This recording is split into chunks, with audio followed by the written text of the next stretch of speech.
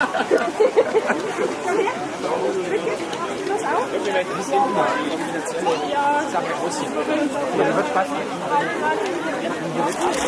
you friggin' idiots! It's right there! Read the fucking thing!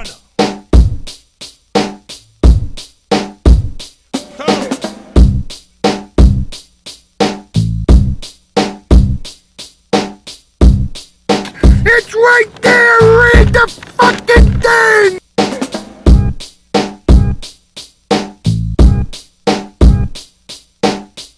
Well, thank you for having me. Absolutely, the pleasure is all ours. You had your finger on the pulse of what was going on in Fukushima as well as many other things. I'm going to turn it over to you and let you begin to tell us. Okay, let's talk about it. This is the worst ecological disaster in the history of mankind, and why aren't we hearing a word about this? What's going on? When you're talking about something as large as the nuclear industry, with such a dirty, long history, very, very strict perception management techniques need to be applied because, A, there's a lot of fear associated with, mass releases. So, in this scenario, the government thinks that you're too stupid to take the information, deal with it properly, stay out of the rain, don't allow the radioactive fallout to get on you. Right there, you friggin' idiots! It's right there! Read the fucking thing!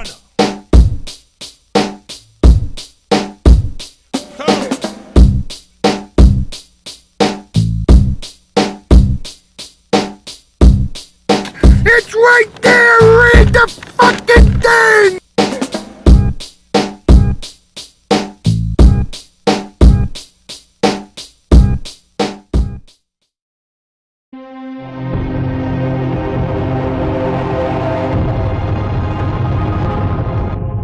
Japanese authorities have detected radiation levels 124 times higher than the accepted limit in a fish caught in waters near the crippled Fukushima nuclear plant, the Asahi Daily reported Saturday.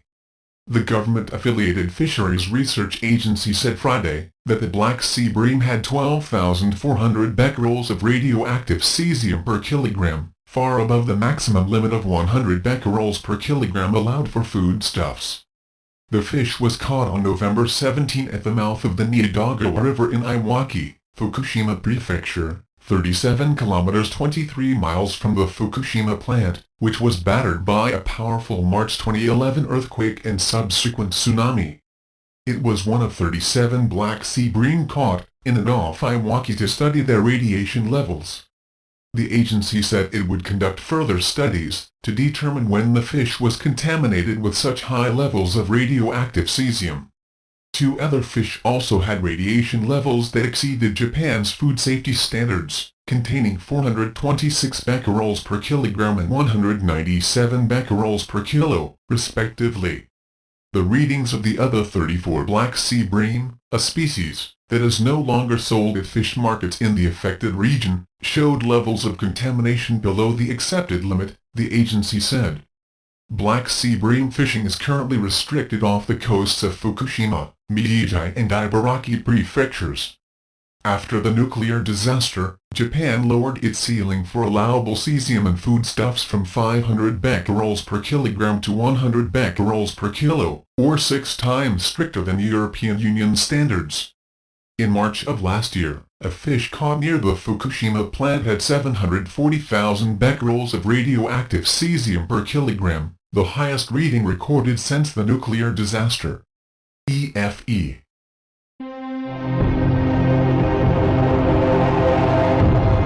Right there, you friggin' idiots!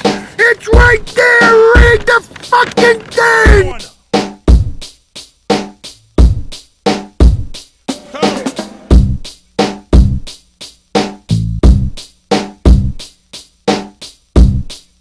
It's right there! Read the fucking thing!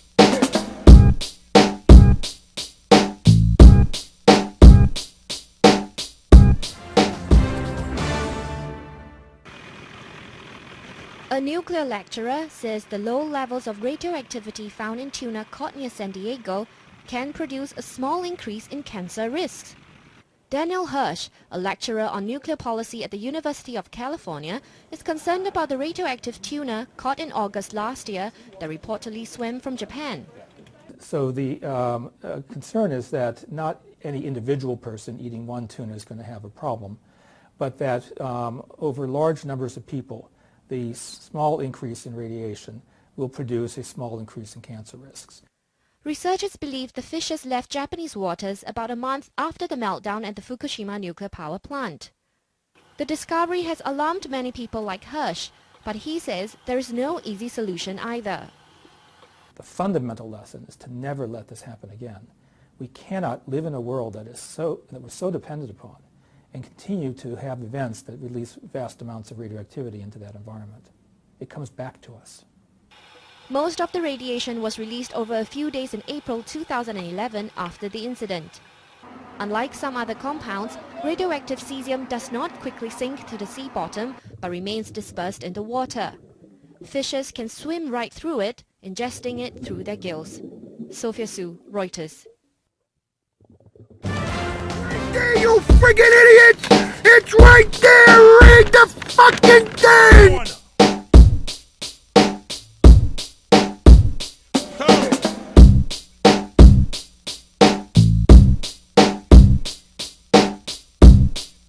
It's right there! Read the fucking thing!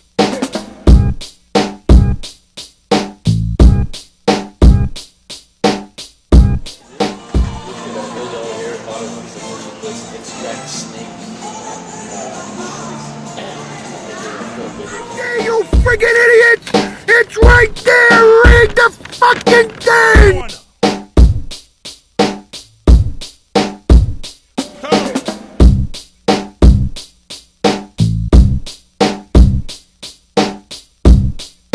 It's right there! Read the fucking thing!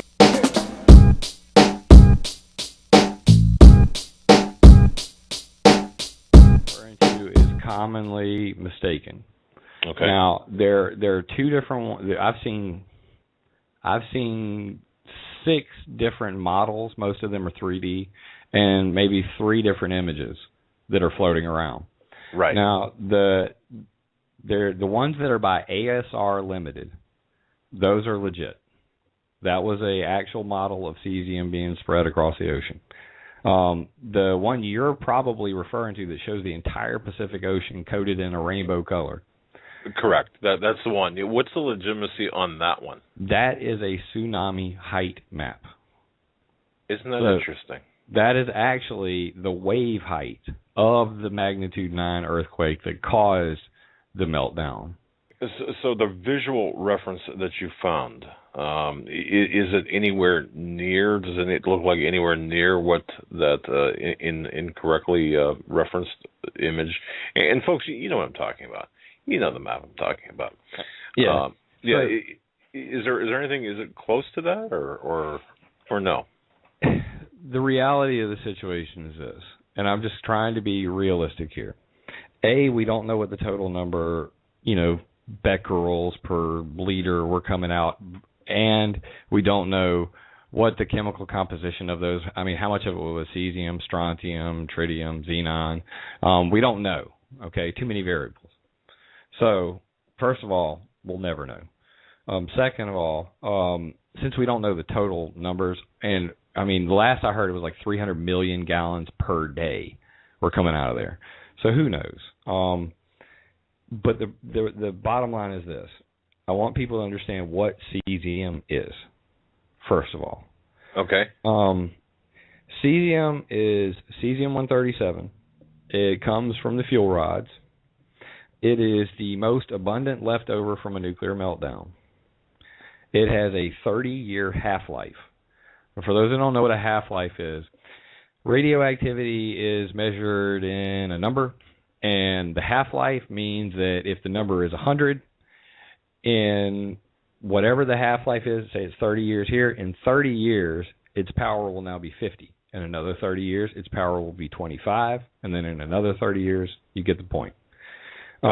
So it means that every 30 years, it becomes half the power it was. Typically, cesium-137 lasts 180 to 300 years. About my lifespan. Yeah. Well, unless we all become robots, but whatever. It is completely water soluble, meaning that it melts in water, and it's a macronutrient which mimics potassium. Now, macronutrient, what does that mean? In the ocean, it's going to be absorbed by the smallest creatures first.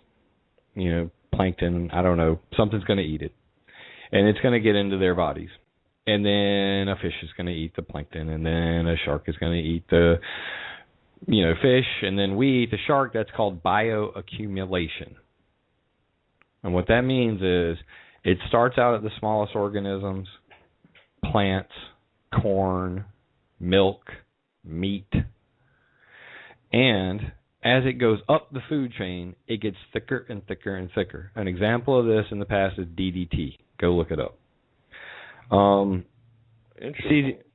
does the same thing. So whereas there's not going to be a lot of death at first, it is deposited all over America. At least most of the left coast is coated in it. I've heard some horror stories, but I'm not gonna use speculation on air. But the bottom line is it's going to be there for a very long time. If it is truly there, and I mean, by everybody's radiation meters, and by the models that I've seen, Nilo. I've got all the links on my article. You can go look at it. It's on Climate Viewer. Click on the radiation monitor. You can see all the details there of these different models that were done, and they all point towards, the president lied to us. Sorry, Obama. There was a reason to be concerned. In the Chernobyl accident back in the 80s, they issued, warnings to stay out of the rain in Oregon. Okay? And Chernobyl's way further inland than Japan. Right, and a lot less troublesome, or a lot less of a disaster. Is that a true statement? A lot less of a disaster than Fukushima? I've heard it both ways at this point, but it's completely speculation. Nobody. The bottom line is this: in a perception management world, you've got a $1 trillion industry. Okay, you've got the world's largest discussion, climate change going on, and they're trying to spin nuclear fuel as green energy. And then I hear them, saying this stuff about got to have more nukes and got to drill some more. And I've seen the dirty side of these industries. That's what Climate Viewer is about. I cover the things that nobody wants to talk about, like the Bayou Corn sinkhole. Things where communities were destroyed because of industry that did not care how much it polluted the ground. If anybody's seen the Lorax, I'm generally, and I speak for the trees. And that's why I made all this. I feel like, before my daughter was born, I worshipped war. I thought it was cool. I said, America, awesome. We kick butt. And I realized afterwards, I said, that's kind of a mean attitude. Now I got this girl. I can't, be mean. And I started looking at how bad things were. And it overwhelmed me very quickly. So I made a 3D map. It's a Google Earth. I used this KML thing so that I could put dots on the map. And I just started putting dots where I found, really bad pollution stories. Like, wow, their whole city is destroyed as a result of this one corporation. It's amazing. And then I found out about the EPA Superfund sites. Turns out they're everywhere. There are these toxic holes all around America. And then you find out about, like, the Simi Valley nuclear, the Rocketdyne Systems had an illegal nuclear power plant leaking everywhere. It's a Superfund site now. The Hanford nuclear site, it's leaking today. It's leaking right now. It was just announced about an hour ago. Go look it up. And there's an emergency over there. So a couple hours prior to the show, there was an emergency at the Omaha plant. So, there are really high numbers of gamma radiation. The bottom line is this. I live in South Carolina. I'm near the Savannah River nuclear site. There's really no protection whatsoever in America, and that's what concerns me. They have these monitors. As clearly shown in Patrick Penry's documents, they can turn them off and on whenever they want because, God forbid, they go off and tell the truth. What would you people do? You're stupid. You're not to be trusted. You might riot. Oh my God, people might go and, steal a bunch of, rebreathers out of a hardware store and riot everywhere. So they think that you're too stupid to deal with it yourself. I think Patrick Henry would disagree. That's where we are. We're in a society where everybody thinks that, the government's going to save them when their time is down. There's no personal responsibility. The families teach nothing. Religion is mocked. It's a real sad state where we really don't have anything to fall back on. And unless people start to see, and I go back to slave speak and perception management, unless people start to see that in almost every case where human society goes to make progress, there are going to be those who are in power who do not want that change. The nuclear industry is definitely that. It's a dirty, dirty industry. The pollution that it creates is going to be with us for thousands and thousands of years. When these accidents occur, the places are uninhabitable forever. Okay. Now, a thousand years from now, they may be able to come up with some technology to change that, but that ain't today.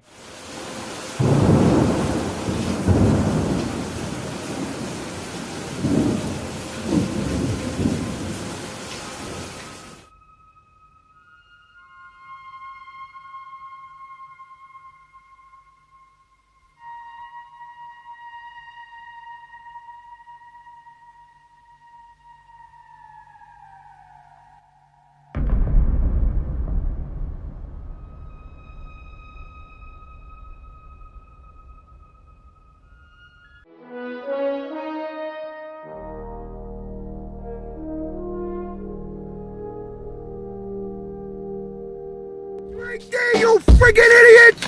It's right there! Read the fucking thing!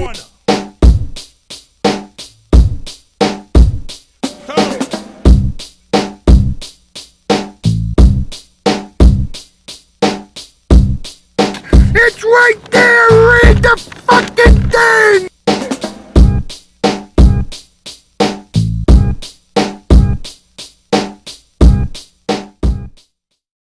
Right there, you friggin' idiots! It's right there! Read the fucking thing!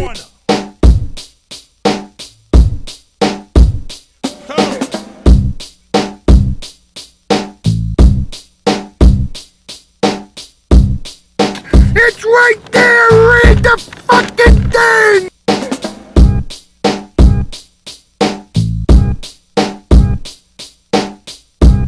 Today I'm going to be looking at the new movie, The Crippled Fukushima Daiichi Plant. a space survival thriller so immersive and visually stunning it has driven everyone who's watched it violently mad, including myself.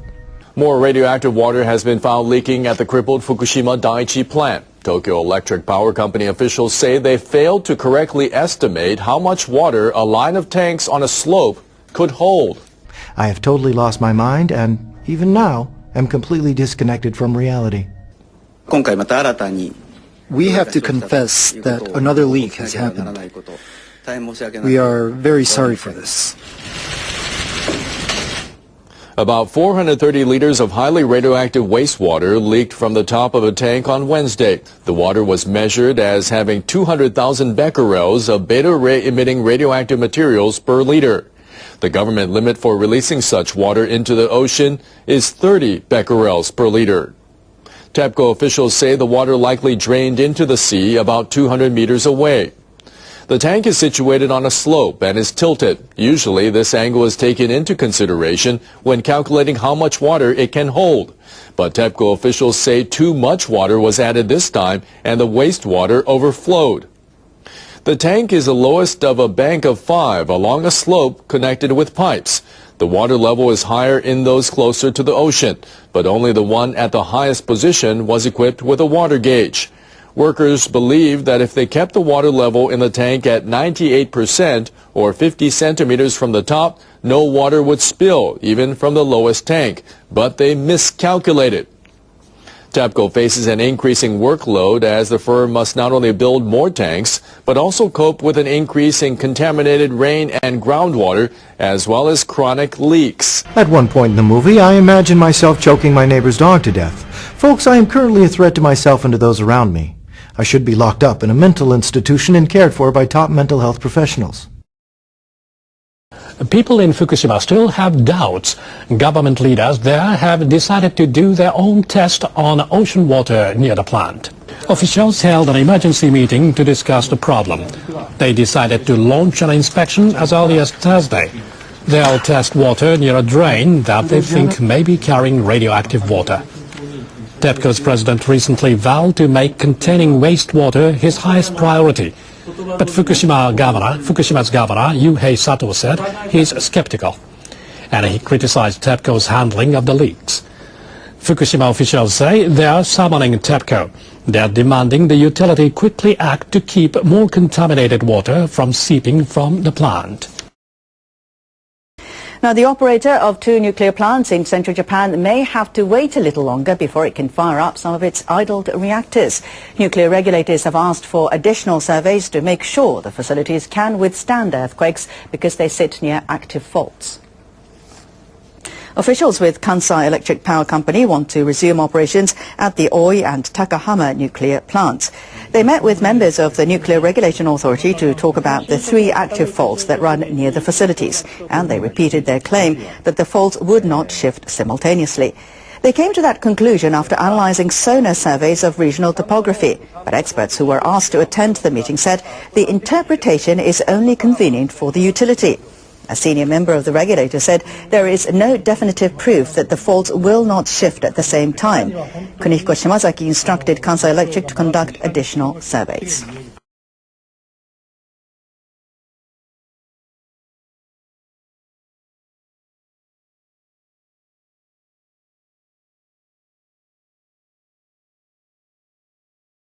Speaking with Arnie Gunderson, who's with Fairwinds Energy Education, radioactivity is already leaking into the Pacific and has been for quite some time, and there's indicators that it has gotten as far as the west coast. Is that so, of the United States? Yeah, well, actually, it's 5 months after the accident.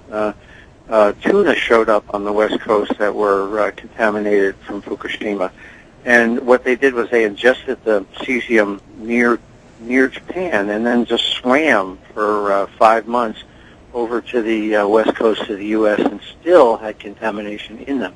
But now we're seeing the ocean itself contaminated. We're seeing a plume or a wedge of radiation. It's about, 9 months away from the Pacific coast, and it contains about 10 times more cesium than what was in the ocean during the old bomb days, during bomb testing days. So it's the measurable slug of cesium now is contaminating the Pacific Ocean. Yeah, the Pacific Ocean is a big place, and to think about it, we've contaminated the Pacific Ocean. Wow.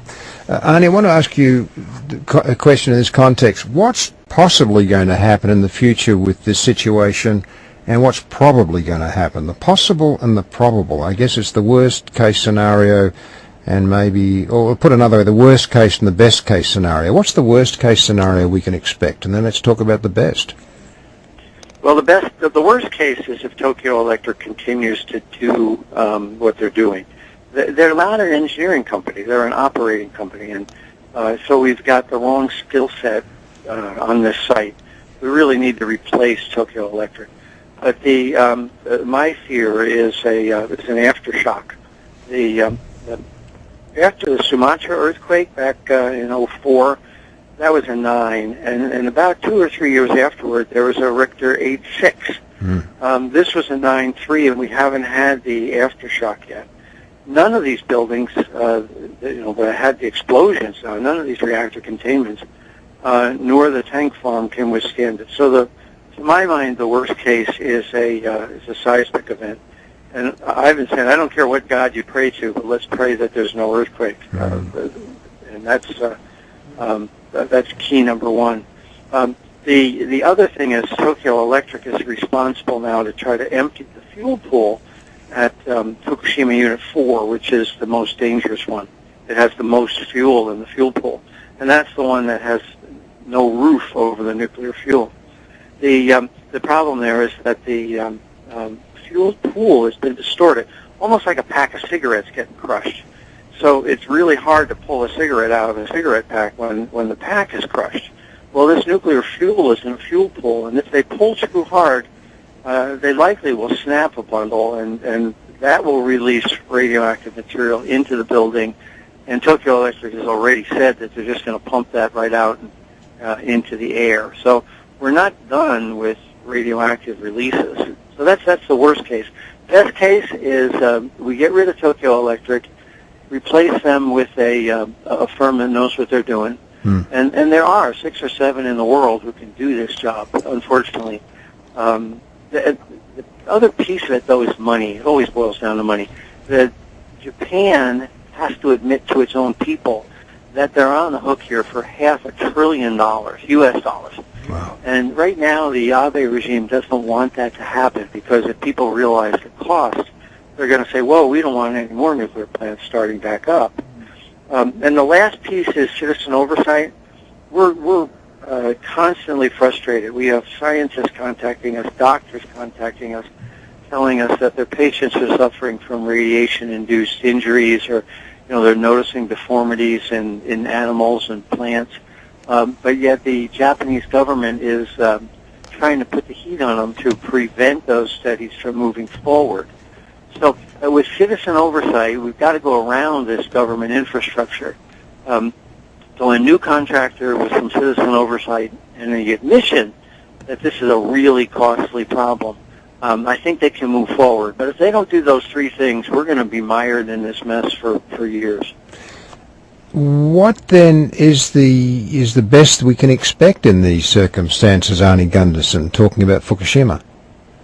Well, at least for another 2 years, the plant is going to be leaking into the Pacific. So there's nothing they can do to prevent the groundwater from moving into the Pacific for at least another 2 years. 2 years out, the ice wall may work, it may not.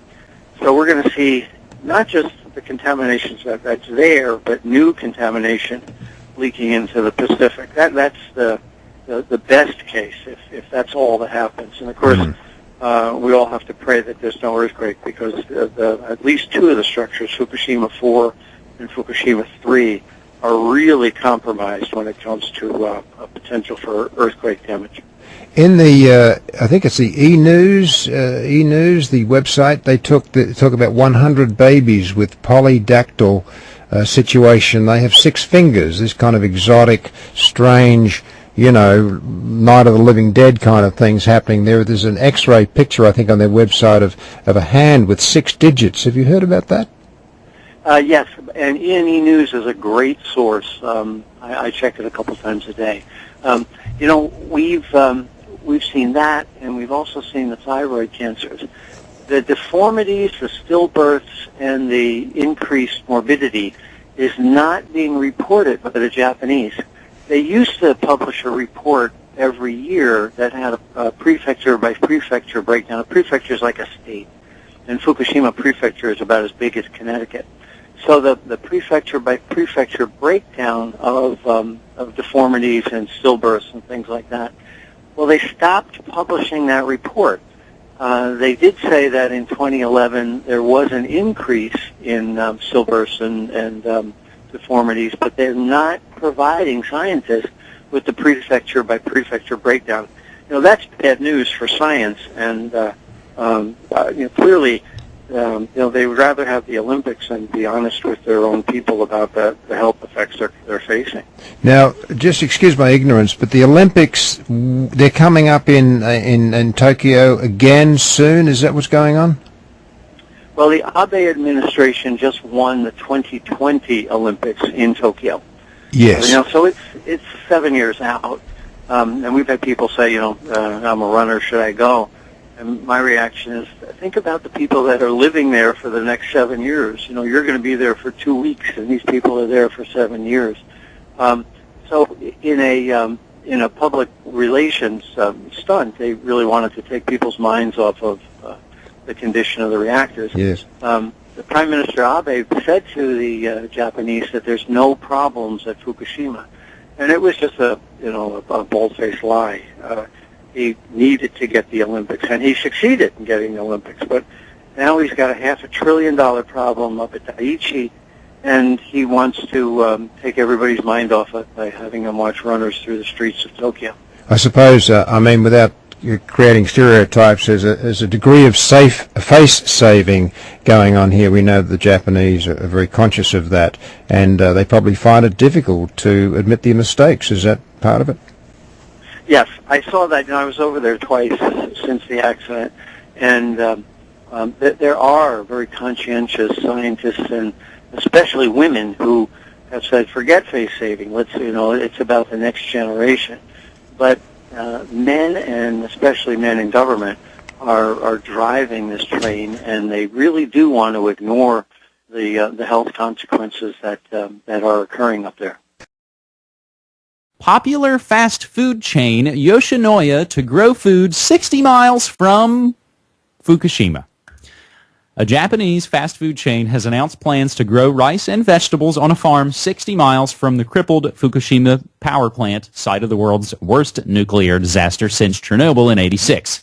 Yoshinoya Holdings, which sells gyudon, a stewed beef over rice, has formed a joint venture with local farmers to grow onions, cabbage, and rice for use in outlets across the country.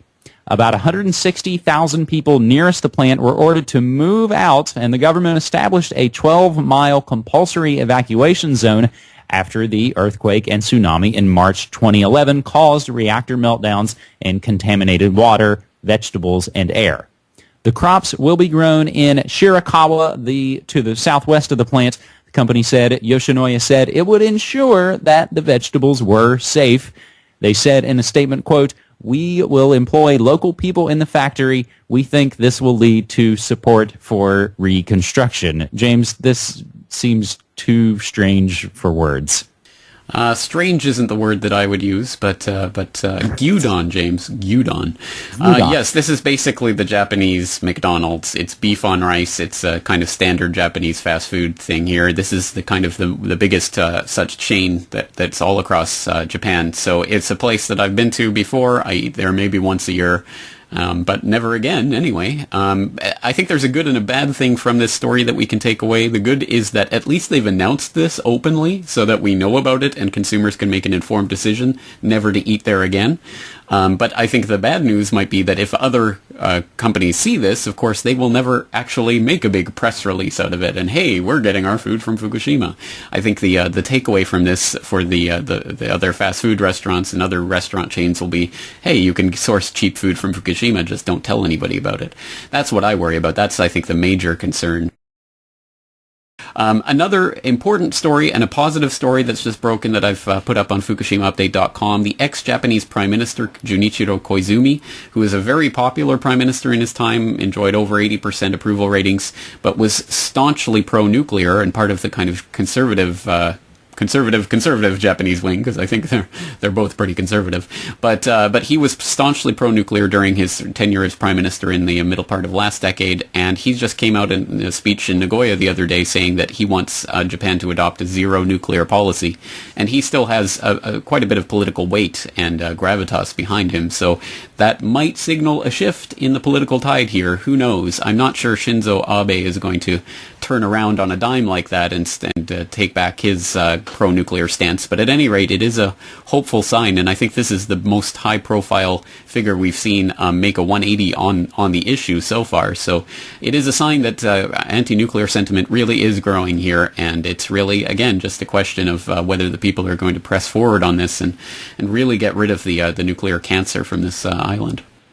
Meanwhile, here on the west coast of America, I think as the headlines show, we're bracing ourselves for another powerful wave of radiation to hit here on the west coast. So again, this Fukushima story, James, we've now essentially been talking about for 2.5 years, and we've covered it, I think, from many, many different angles, and it's probably the sort of one story that we've returned to time and time again because I think it helps shine a light on a lot of different areas. Unfortunately, for as bad as that is, I think we can kind of learn things from it. You friggin' idiots!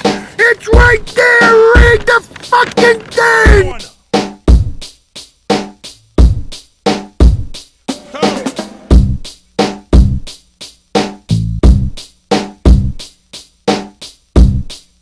It's right there! Read the fucking thing!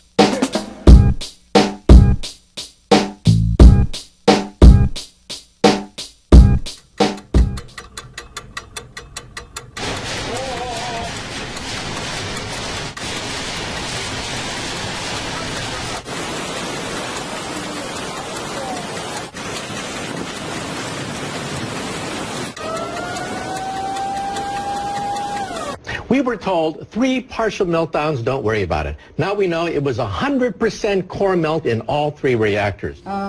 Japan is, by orders of magnitude, many times worse than Chernobyl.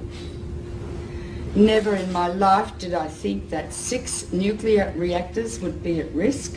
Well, TEPCO is like the little Dutch boy. All of a sudden we have cracks in the dike. You put a finger here, you put a finger there, and all of a sudden new leaks start to occur, and they're overwhelmed. Literally making it up as they go along. We're in totally uncharted territories. You get any nuclear engineering book, look at the last chapter, and this scenario is not contained in the last chapter of any nuclear engineering textbook on the planet Earth. So they're making it up as they go along, and we are the guinea pigs for this science experiment that's taking place. All radiation is damaging. It's cumulative. Each dose you get adds to your risk of getting cancer.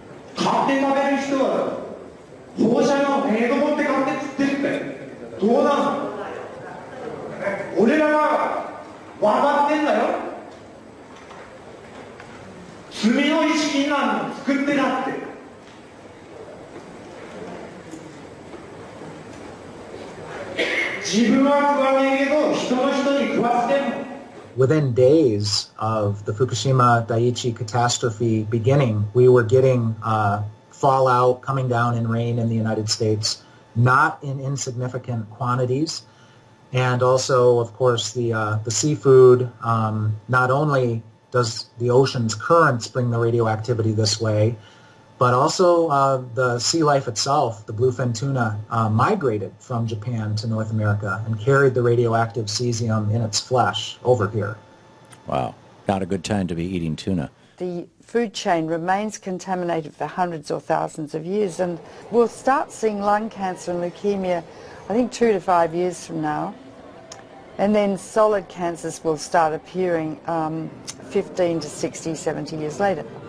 So the ace up the sleeve of the nuclear industry is the incubation time for cancer. It takes a long time for cancers to develop once you have inhaled or been exposed to these radioactive elements. And no cancer identifies its origin. And so there is already a level of cancer in society, but it's going to increase dramatically. The problem is not really under control. It will not be under control for, it's estimated, between 40 and 100 years from now. There's no way to clean it up. They say 40 years, but they can't clean it up. They can't. And the site's still unstable and vulnerable to natural disasters. If there is another earthquake, a serious one, 6, 7, 8 or 9 magnitude, that would rattle all these 1,060 tanks. It would rattle the damaged cores, spent fuel, whose structures have already weakened. Yes. That's a potential very, very serious threat. Approximately 300 tons of water was filtering through the site until early this month, becoming laced with radioactive materials and then seeping into the sea. Another factor is the ever-increasing amount of water accumulating inside damaged infrastructure. Once it makes its way into reactor buildings, it mixes with radioactive isotopes. For months, TEPCO workers have been pumping up 400 tons of water every day and storing it in tanks on site. There's 1,060 tanks, stainless steel water tanks, that are holding the water which they keep pumping into the damaged reactors and the spent fuel storage pools. From the air, the scale of the problems at Fukushima become clear. The growing mass of storage tanks now dwarfs the plant itself. More than 1 million tons of highly radioactive water is now stored here. But the tanks have been hastily built. They're made of steel plates, bolted together, rather than welded. Last week, workers detected a major leak in one of those tanks. About 300 tons of water escaped, releasing several quadrillion becquerels of radioactive particles.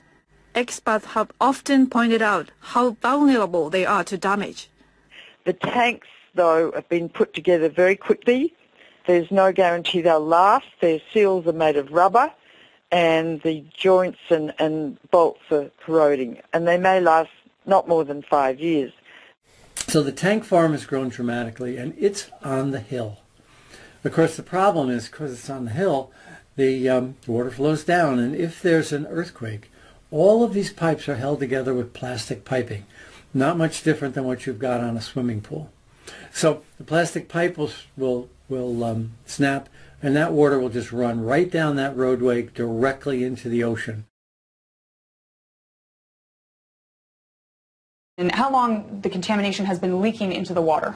Very likely since the explosions and the meltdown at Fukushima Daiichi in March of 2011. Wow, that is quite a long time. Now, how much and what sort of radiation is leaking into the Pacific? I know there's all different types, so if you can explain that in a little detail. Well, clearly what we've seen now is the movement of radioactive hydrogen, tritium, which is a mobile radioactive isotope, but clearly radioactive cesium, 134, 137, strontium-90.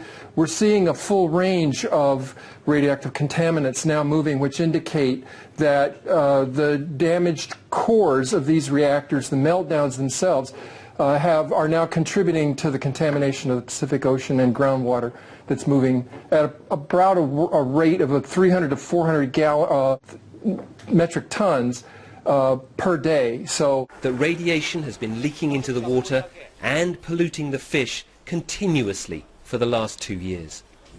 Radioactive iodine-129, its half-life is 17 million years, plus strontium, plus cesium, plus tritium, and I could go on and on and on. If it gets into the sea, the algae concentrated hundreds of times, then the crustaceans concentrated hundreds of times, then the little fish, then the big fish, then us. Because we stand on the apex of the food chain. You can't taste these radioactive elements, you can't see them, and you can't smell them. They're silent. This graphic shows the gradual contamination of the Pacific Ocean due to leaks of radioactive water from the crippled Fukushima nuclear plant in Japan. The simulation, which was run by a German Marine Research Institute, shows the entire Pacific waters being polluted by radioactive water in just 6 years. The fuel core of Unit 4 at the Fukushima Daiichi nuclear plant. More than 1,500 fuel rods sit in a damaged storage pool 30 meters above ground. Yeah, the amount of radioactivity in the rods themselves is about 14,000 times that of the Hiroshima bomb. We are dealing with diabolical energy. E equals mc squared. It's the energy that blows up nuclear bombs. Einstein said, nuclear power is a hell of a way to boil water. They need to remove those fuel rods from the pool because if there's another earthquake, Building 4 would go down probably, and all those fuel rods would be exposed to the air and they would burn. And they would release 10 times more radiation or cesium than was released at Chernobyl, huge amounts, and pollute much of Japan and the Northern Hemisphere. So we're in a nuclear crisis at the moment. If there's another earthquake and Building 4 collapses, which contains the cooling pool with fresh fuel, I'm going to evacuate my family from Boston. So they've put a crane on top of that building, which is shaky anyway, and they're going to lift the fuel assemblies out one by one with the crane, and it will be done manually. Normally, those rods are removed by computer control with millimetres to spare. It's a very delicate operation. The fuel rods must be kept submerged and must not touch each other or break. Nuclear experts warn any mishaps could cause an explosion many times worse than that one here in March 2011. Because if several rods touch each other, you could reach criticality, and the whole fuel pool could go critical.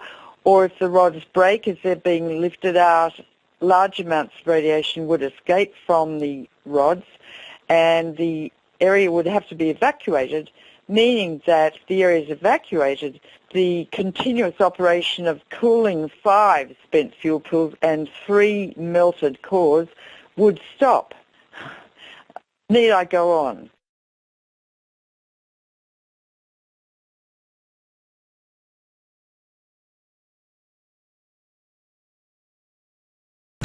A study just published by the United States government reports the discovery that low-dose radiation is so safe, evacuations from future nuclear disasters may be unnecessary.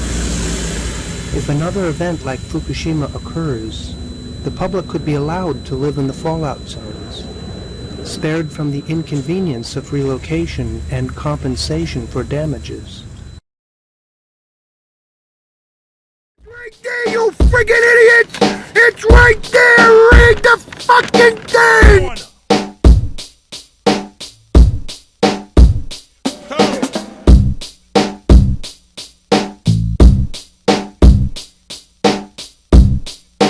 It's right there!